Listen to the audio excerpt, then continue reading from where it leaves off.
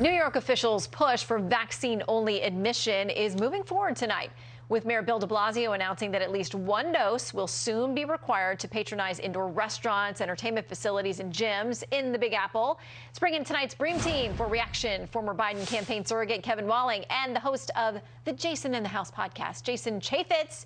Welcome back to both of you. Let's start with what the mayor had to say. We'll roll it. Because someone's vaccinated, they can do all the amazing things that are available in this city. This is a miraculous place, literally full of wonders. And if you're vaccinated, all that's going to open up to you. You'll have the key, you can open the door. But if you're unvaccinated, unfortunately, you will not be able to participate in many things. That's the point we're trying to get across.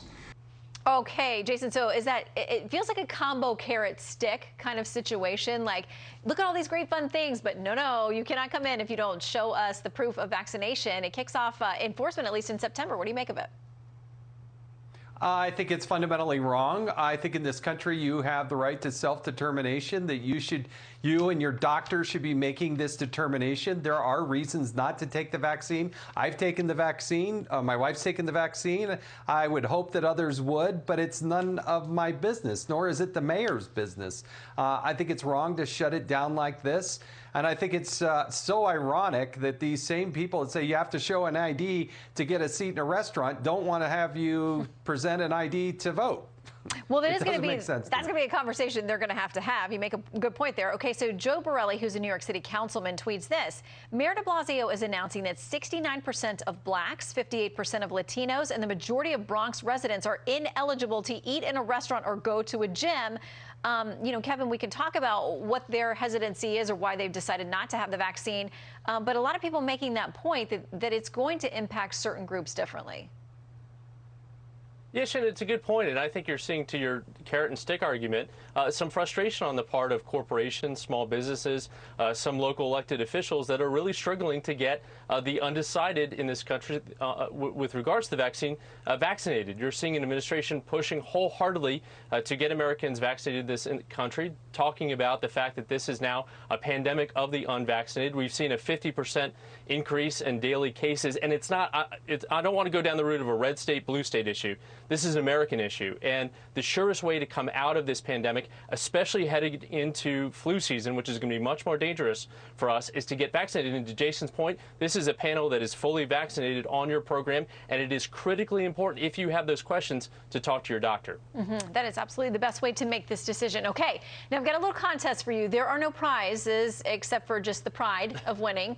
Can you guess who said this? We cannot require someone to be vaccinated. That's just not what we can do. It is a matter of privacy to know who is or who isn't. Any guesses, gentlemen?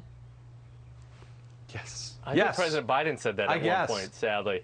Okay, Jason, you had your hand up too. You can blurt it out, but Jason, I thought it was Nancy Pelosi said something almost very similar to that. Let's roll the tape and see. We cannot require someone to be vaccinated. That's just not what we can do.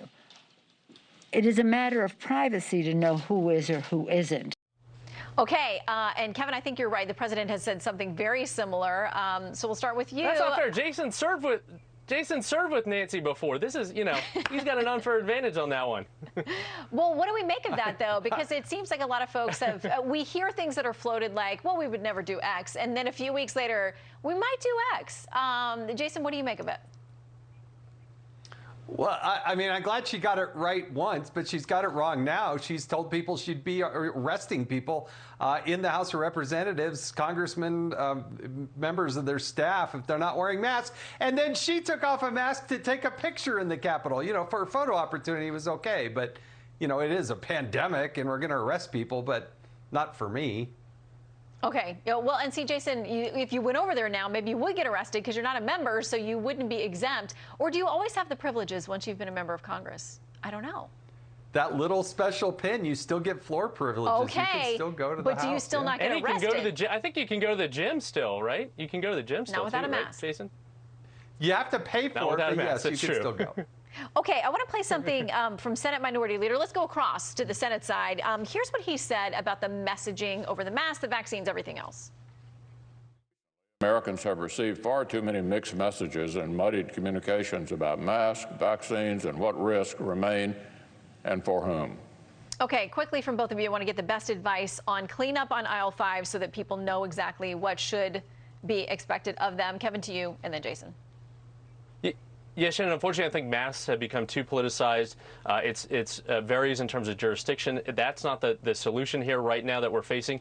Everybody needs to get vaccinated. I'm actually encouraged by seeing the minority leader, Mitch McConnell, paying for ads right now in Kentucky, especially in rural areas, to get his fellow citizens vaccinated. That's what we should be focusing on, and not these mask mandates for sure. Final word to you, Jason. They're not following the science, and I think the administration would do a lot better if they would release the science and then take a policy position after that. All too often, they take a policy position, a political position, and then maybe they'll release some data later, but it never matches up. Yeah, and I think the American people want that transparency. They want to make good decisions. Kevin, I think you're the one who said you got to talk to your doctor. Amen. You got to get good data and info, and then that gets people, I think, along with the plan and the goals. All right, Kevin and Jason, thank you both. Thank you. Thanks, Shannon. Good to be with you. A student complained about his grade, and now the professor is suing the student. Does she have a case? We'll explain in Night Court next. You're the jury.